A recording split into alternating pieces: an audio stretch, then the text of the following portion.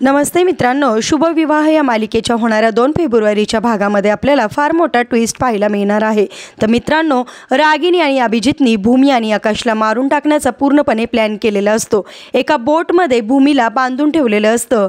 त्यावेळेस लगेच भूमीनी रागिनीला असं म्हणते की काही झालं तरी मी माझा आकाशला वाचवणारच, तुमचा अत्याचार मी सहन करणार नाही आणि आज माझा आकाश तुमच्यामुळेच इथं आला आहे, मी काही त्याला होऊ देणार नाही। त्यावेळेस लगेच रागिनी म्हणते की तुमचं प्रेम जिंकायला तुम्ही दोघं जिवंत तर राहिले पाहिजे असं म्हणून त्या बोटीला, ज्या बोटीला भूमीला बांधून ठेवलेलं असतं, त्या बोटीला अभिजित आग लावतो आणि त्यानंतर त्या बोटीला आग लावून रागिनी आणि अभिजित निघून जायला लागतात। त्या क्षणी तिथे भूमीला वाचवण्यासाठी आकाश त्या बोटीवर चढण्याचा प्रयत्न करतो।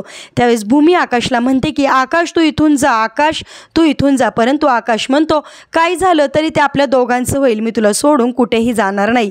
आणि आकाश सुद्धा भूमीच्या जवळ जातो आणि त्या क्षणी बोटीला आग लागते आणि मोठा स्फोट होतो। परंतु मित्रांनो, या बोटीच्या आगीमध्ये भूमी आणि आकाश मरणार नाही, तर आकाशची जी बुद्धी आहे ती बुद्धी आपल्याला परत आलेली पाहायला मिळणार। म्हणजेच मालिकेमध्ये आता नवीन ट्विस्ट आणि नवीन वळण आपल्याला पाहायला मिळणार आणि दोघांना जिवंत बघून इकडे रागिनीच्या पायाखालची जमीन सरकणार। असेच मालिकेच्या पुढील अपडेटसाठी तुम्ही आपल्या रंजक मराठी चॅनलला नक्की सबस्क्राईब करा। थँक्यू।